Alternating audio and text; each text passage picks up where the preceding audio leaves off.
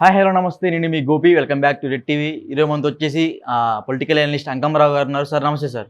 నమస్తే గోపి గారు. సార్, ఆంధ్రప్రదేశ్లో మనం చూస్తున్నాము ఎన్నికలు వాడివేడిగా జరుగుతున్నాయి. ఈ క్రమంలో తెనాలికి చెందిన గీతాంజలి అనే మృతిపై చాలా అనుమానాలు అయితే బయటకు వస్తున్నాయి.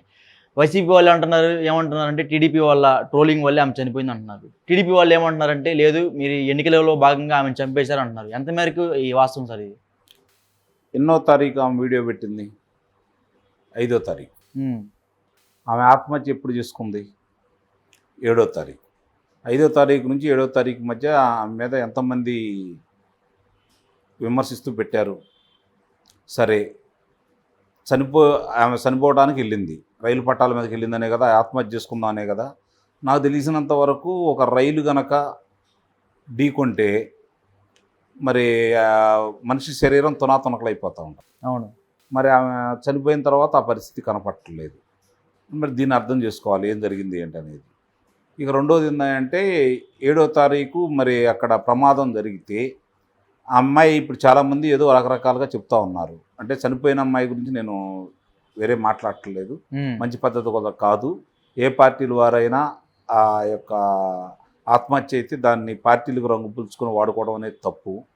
దాన్ని నేను ఖండిస్తున్నాను, ఏ పార్టీ వాళ్ళు చేస్తున్నా కూడా. కానీ దాన్నే ప్రచారాస్తంగా ఈరోజు పార్టీలు ఎన్నుకున్నాయి కాబట్టి తెలుగుదేశం పార్టీ, జనసేన పార్టీ వాళ్ళే చనిపోయారని చెప్పని వైఎస్ఆర్సీపీ వాళ్ళు మాట్లాడుతున్నారు కాబట్టి దాని గురించి ఒకసారి మనం కూడా మాట్లాడుకోవాలి. 7వ తారీఖు నాడు ఆమె ఆత్మహత్య చేసుకుందాం అని చెప్పని వెళితే ప్రమాదం జరిగితే ఆమె మీద ఎవరైతే ఇట్లా చేశారో ఆమె గుర్తించి మరి తీసుకెళ్ళి ప్రభుత్వ ఆసుపత్రిలో జరిపించారు కదా, దానికి కేసు నమోదు చేయాలి కదా, కేసు నమోదు చేసి విచారణ చేయాలి కదా. మరి ఎందుకు విచారణ చేయలేదు?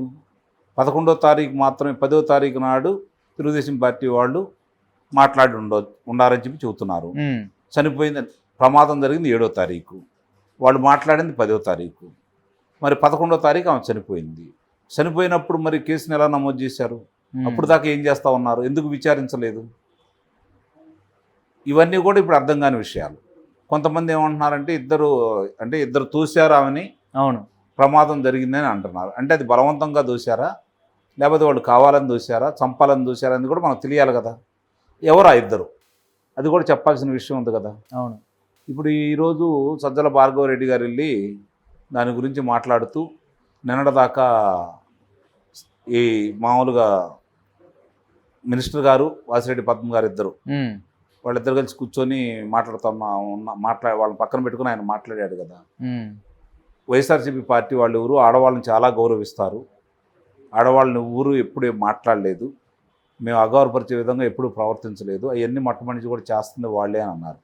నిన్నగాక మొన్న షర్మిల గారు కాంగ్రెస్ పార్టీ తీర్థం పుచ్చుకొని రాష్ట్ర అధ్యక్షురాలు అయిన తర్వాత ఆమె మీద మీ వాళ్ళు ఎలాంటి మాటలు మాట్లాడారు, ఎంతమంది విమర్శించుకుంటూ వచ్చారు, ఆమె మీద సోషల్ మీడియాలో ఎన్ని వక్రీకరిస్తూ మీరు వ్రాతలు రాశారు, మీరే ఒకసారి పరిశీలన చేసుకోండి.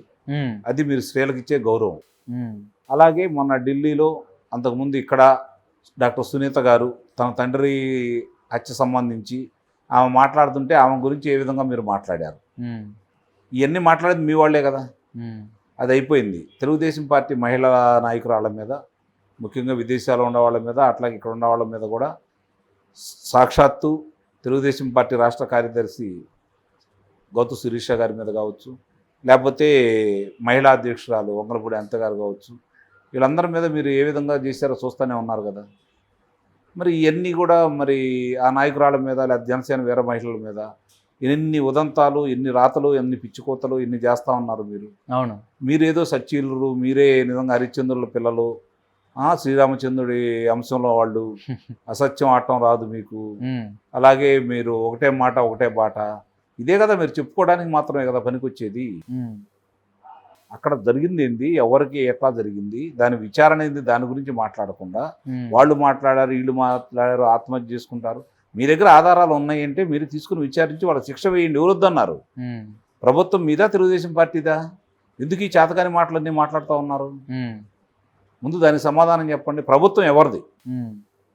కానీ దాని గురించి రైల్వే స్టేషన్లో జరిగితే కానీ వాళ్ళు ఏమన్నా విచారించారు ఇప్పటి వరకు? వాళ్ళు ఏమైనా చెప్పారా? మీ వాళ్ళే ఎందుకు మాట్లాడుతున్నారు ఇక్కడ వాళ్ళే? ఉమ్. ఇది కదా ప్రజలకు అర్థం కాని విషయం. కానీ రైల్వే స్టేషన్లో సీసీ కెమెరాలు ఉంటాయి కదా, దాన్ని బయట పెట్టండి, ఎట్లా వచ్చింది ఏంటంటే ప్రమాదం ఏ విధంగా జరిగింది తెలుస్తుంది కదా. అసలు ఈ గొడవ అంతా ఎందుకు? అవును. ఆ అమ్మాయి ఆత్మహత్య చేసుకుందా, దానికి వీళ్ళు ప్రమేయం, లేదా ఆ అమ్మాయిని నెట్టేశారా, వాళ్ళని గుర్తించండి. శవ రాజకీయాలు ఎవరు వాడుకుంటారో ఆంధ్ర రాష్ట్ర ప్రజలందరికీ క్షుణ్ణంగా తెలుసు కదా, తెలుగు ప్రజలందరికీ కూడా. ఇవాళ కొత్త అయితే కాదు కదా, 2009 నుంచి చూస్తూనే ఉన్నారు. ఈరోజు ప్రత్యేకంగా కాకపోతే జనమందరూ ఏమనుకుంటున్నారంటే 2019 మార్చి 15న ఆ రోజు బాబాయ్ గారు హత్యావదంతాన్ని వాళ్ళకు ఉపయోగపడింది, తిరిగి అదే మార్చిలో ఇలాంటిది జరిగింది అని చెప్పని అనుకుంటున్నారు. కాబట్టి ఎక్కువ మంది మీ వైపే చూపిస్తున్నారు, ఇదేదో రాజకీయానికి ఉపయోగపడాలని మాట్లాడుతున్నారు అని చెప్పి మీరు మాట్లాడేదాన్ని బట్టి. కానీ వాస్తవంగా నిజంగా వాళ్ళు కనుక ఆ అమ్మాయి కనుక ఆత్మహత్య చేసుకుంటే దానికి బాధ్యులైన వాళ్ళని శిక్షించండి. ఏ పార్టీ వాళ్ళైతే మీకింది, వాళ్ళని పట్టుకోవాలి, శిక్షించాలి కదా. పార్టీ వాళ్ళు పెట్టారనుకోండి, వాళ్ళని పట్టుకుని మాట్లాడండి, శిక్షించండి. అది వదిలేసి అసలు దీనికి అన్నిటికంటే కూడా నేను చెప్పినట్టు అక్కడ రైల్వే స్టేషన్లో సీసీ కెమెరాలు అనేవి ఉంటాయి కదా, ఉంటాయి, దాన్ని చూడాలి కదా. అసలు ఒక నిమిషంలో తెలిపోయేది కదా. అవును, ఒకే ఒక్క నిమిషం, ఎక్కువ సమయం కూడా పట్టదు కదా. నిజంగా ఆ అమ్మాయి వెళ్ళి ఆత్మహత్య చేసుకుందా, లేకపోతే బలవంతంగా ఆ అమ్మాయిని ఎవరన్నా చంపేశారా, లేకపోతే బయటే కొట్టి అక్కడ వేసారా, ఇవన్నీ మీకు తెలుస్తాయి కదా. అవన్నీ వదిలేసి ఏ పనికి మాలిన మాటలు మాట్లాడుకుని ఒకళ్ళ మీద ఒకళ్ళు నిందలేసుకోవడం వలన ఇరు పార్టీల వాళ్ళకి చెప్తున్నాను నేను అందుట్లో. కాబట్టి ఆ నిందలకు అనేది కాదు, చనిపోయిన వాళ్ళు, ఆ అమ్మాయి చనిపోవడం అనేది బాధాకరం, దానికి బాధ్యులైన వాళ్ళు శిక్షలు పడాలనేది నా కోరిక. కాబట్టి వీళ్ళు మాట్లాడారు కాబట్టి ఆ పార్టీ వాళ్ళకి ఈ పార్టీ వాళ్ళకి నేను అదే చెబుతున్నాను. వాళ్ళు చంపారని చెప్పిన వాళ్ళ గురించి మీరు అనకూడదు, వీళ్ళ వల్లే చనిపోయింది, వీళ్ళు మాట్లాడిన దాని వల్లే చనిపోయిందని వీళ్ళు మాట్లాడకూడదు, ఎన్నికల కోసం దాన్ని ఉపయోగించుకోవద్దు, అంత నీచమైన పనులకు దిగజారొద్దు.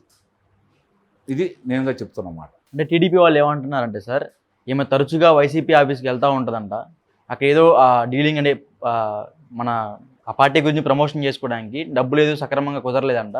సో దాని ద్వారా తెల్లారి ఆమెని ఆ రైల్వే పట్టాల దగ్గర ఒక ఇద్దరు వీళ్ళ పార్టీ వాళ్ళు తూచేసినట్టుగా టీడీపీ వాళ్ళు ప్రచారం స్టార్ట్ చేశారు.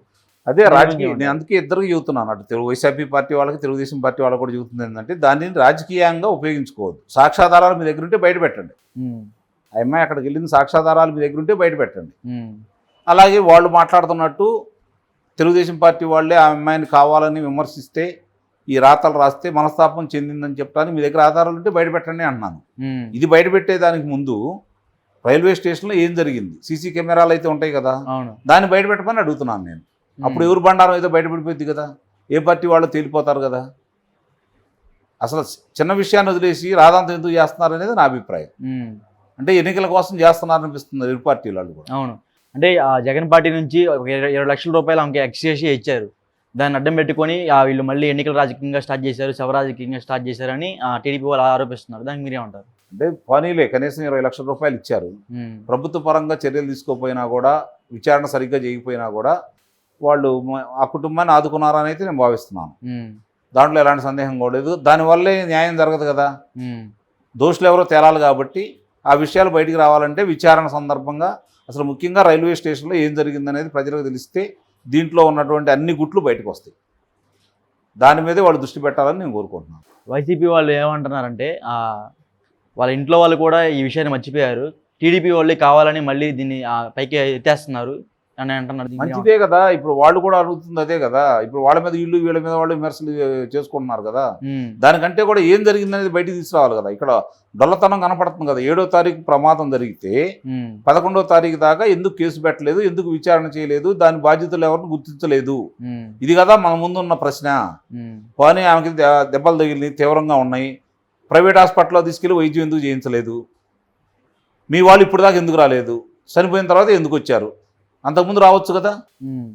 మీ పార్టీ నాయకురాలు లేకపోతే మీ పార్టీ అభిమాని అయితేనో, లేకపోతే మీ పార్టీ కార్యకర్త అయితేనో ముందే వచ్చి మాట్లాడుకోవచ్చు కదా, జాగ్రత్త చేసుకోవచ్చు కదా. చనిపోయిన తర్వాత ఎందుకు వచ్చారు, అది కదా వీళ్ళు ప్రశ్నిస్తుంది. దానికి సమాధానం ఉందా మీ దగ్గర? అంతకుముందే మెరుగైన వైద్యం కోసం ప్రభుత్వ వైద్యశాల కాకుండా ప్రైవేట్ వైద్యశాల దగ్గర తీసుకెళ్ళాలి కదా. మరి అది చేయలేదు కాబట్టి అనుమానాలు బలపడతాయని చెప్పి వీళ్ళు అంటున్నారు. దానికి వాళ్ళ దగ్గర సమాధానం ఏముంది? అంతే. Thank you sir.